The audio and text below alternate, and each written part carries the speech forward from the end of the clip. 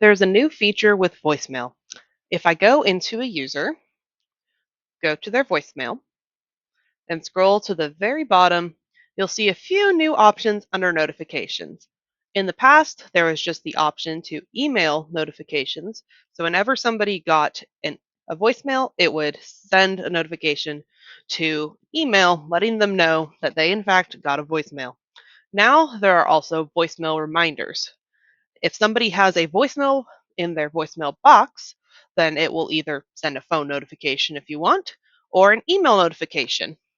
So here you'd put your phone number, extension, whatever you want, or your email that you want to put in this. If you want additional ones, just click the little pluses right there. The notification interval is how often it's going to remind somebody that they have voicemails that they need to check. You can make this from 5 minutes to every 30 minutes. So with this new option, you can have more accessibility into how many voicemails you have.